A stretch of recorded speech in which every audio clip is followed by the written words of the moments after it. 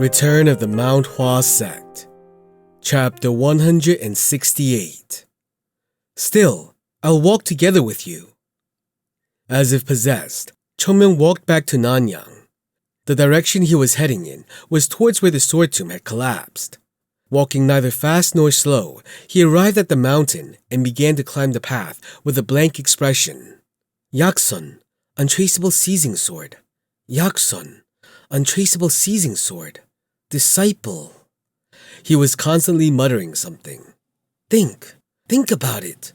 Thinking wasn't a huge thing, but Chongmyung was the only one who could solve this riddle now. Chongmyung's mind was jumbled with countless clues in his mind. What did I try to get? The soul vitality pill and the method of making it. Where did I hear it? Sword tomb, the tomb of the man. It was all wrong from the start. Yaksun was the untraceable seizing sword, but the untraceable seizing sword wasn't Yaksun. It was his fault for not seeing that subtle difference. If Yaksun had been the untraceable seizing sword, he wouldn't have tried to hide that fact, and he wouldn't have made a sword tomb which screamed out his other identity to the world. So even if Yaksun wanted to leave traces, they would have never been in the sword tomb. As a result, the only thing they found inside the sword tomb were rusted swords, right? Then where are the traces of the pills of Yaksun? The road to outside. It was said that there were several trails on this mountain in the past, but at some point, it was said that those paths were abandoned due to the occurrence of natural disasters, and the only path which was left led people right to the place where the sword tomb was located. A vast and deep pit entered the eyes of Chongmyung as he climbed up the mountain. He stood there in front of the pit and looked around. The sword tomb. This was the sword tomb. Anyone who climbed the mountain would eventually reach this place. Dao. No Dao. Path. A path with no path. No one who walked on a path that was different from this would ever reach here, and only those who took the right path could come here. Did you realize something? At the words of Baekchun, who asked softly, Chongmyung shook his head. Baekchun felt startled at the burning eyes of Chongmyung. Sasuk. Yes. What did those who found the sword tomb do? What? I asked, what did the ones who entered the sword tomb do? That. It was a random question, but he had to answer it, because it was clear that Chongmyung had come here in a process of neatly organizing his thoughts. They went inside. How? No, what are you meaning to say? Of course, the entrance was open and we went in. Baekchun went silent. They opened the door and entered. Entrance. A word which can have several meanings. However, the entrance here meant one thing. A door with swords aimed at each other. Right, as if we were entering a martial arts place. Chongmyung frowned.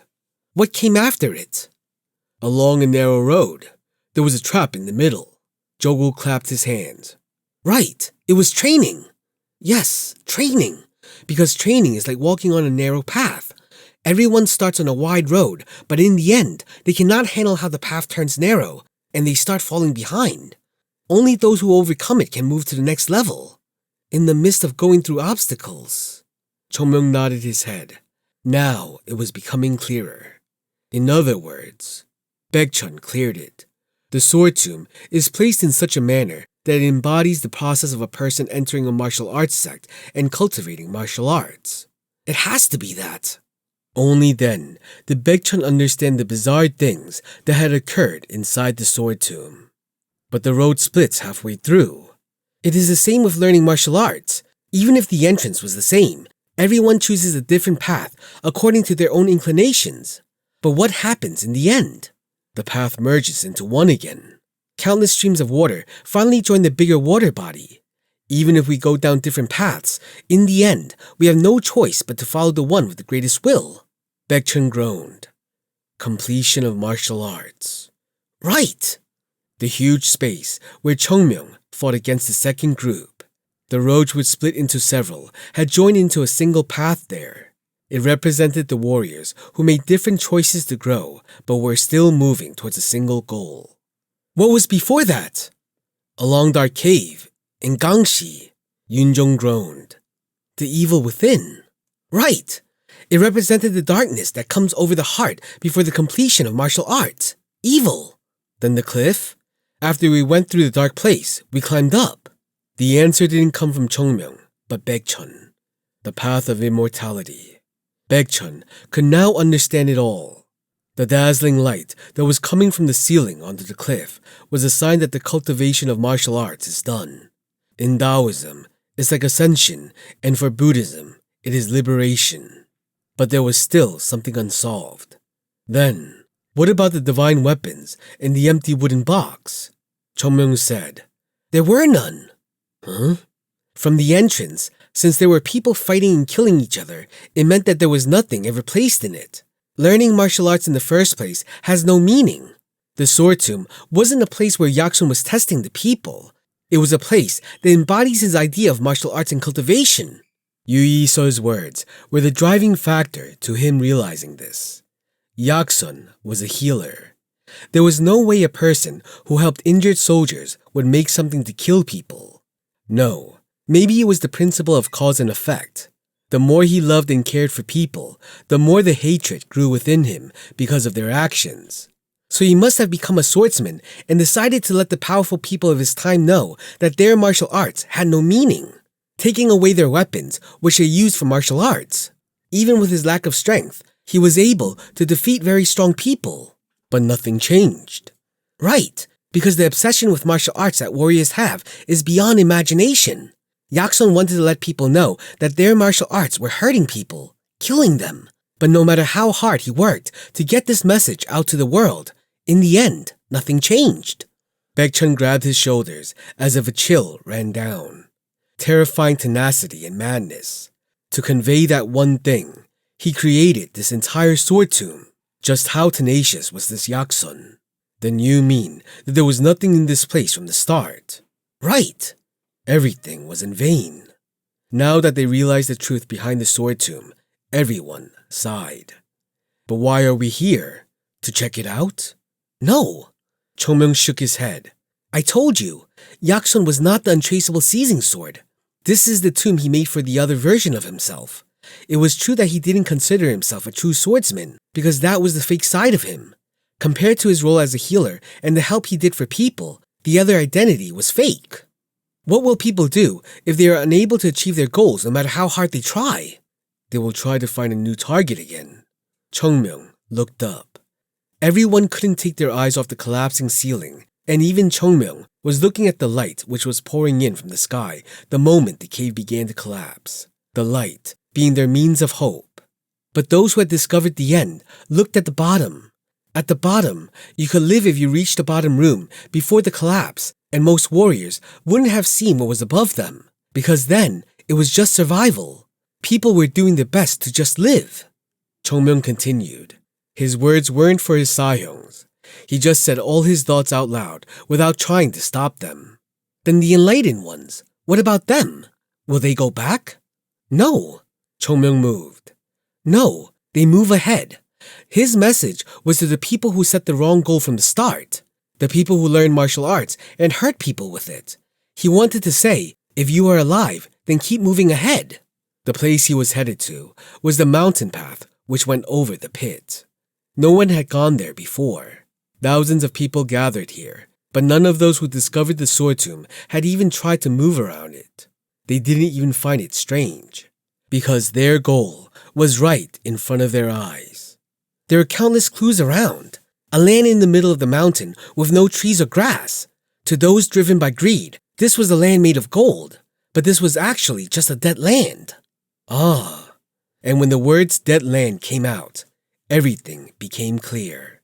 As Chongmyung said, there were clues, and each clue was being given to them very generously.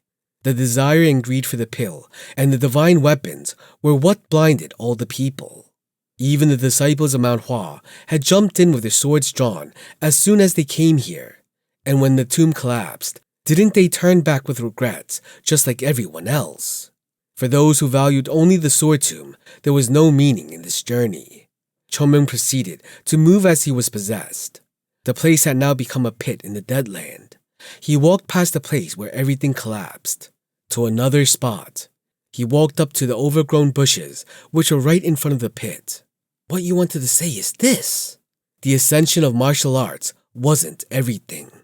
Chongmyung walked, and he kept walking. Even if you lost the goal which you risked all your life to achieve, without despairing on what had happened, if you find out what lies beneath your feet, it isn't too late. So keep moving forward with those 2 feet that work for you.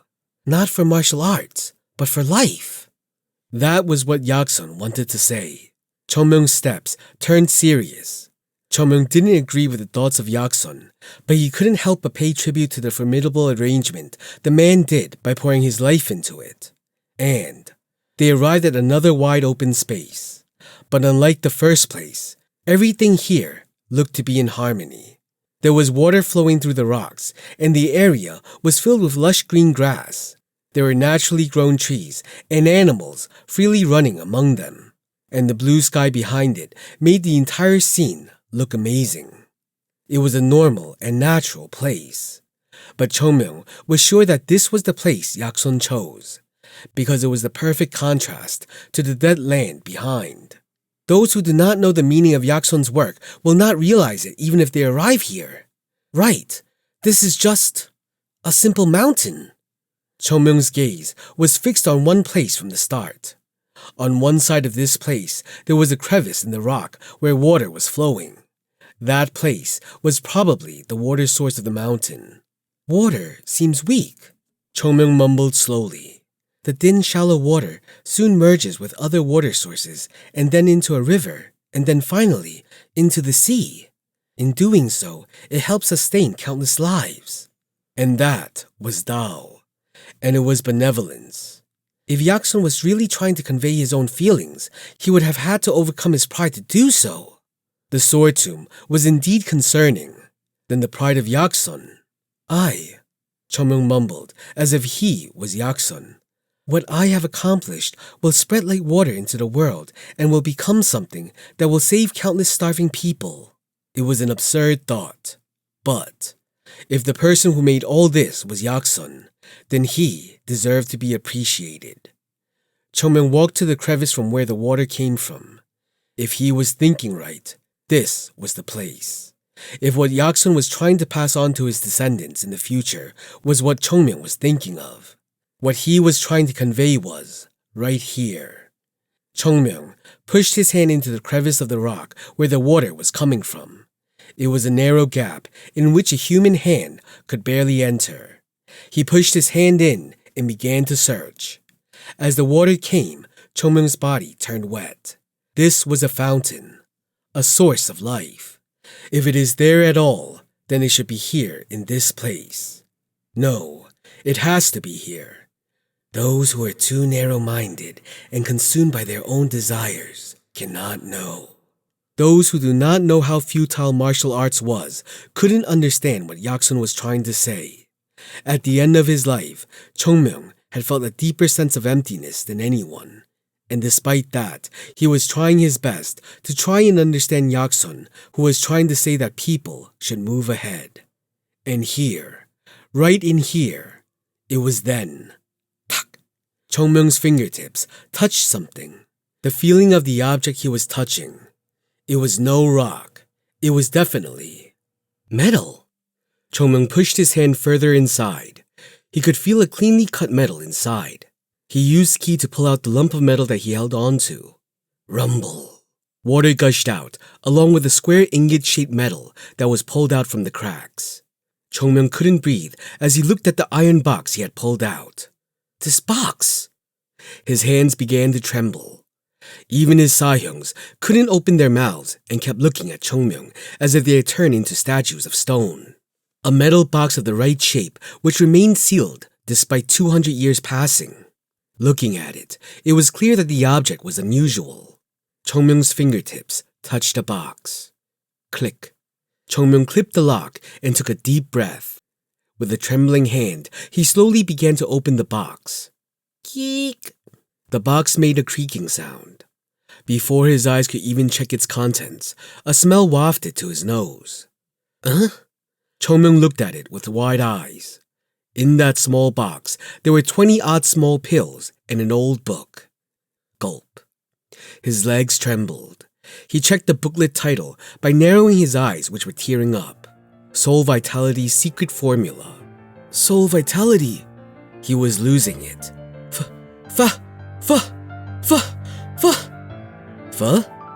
Found it!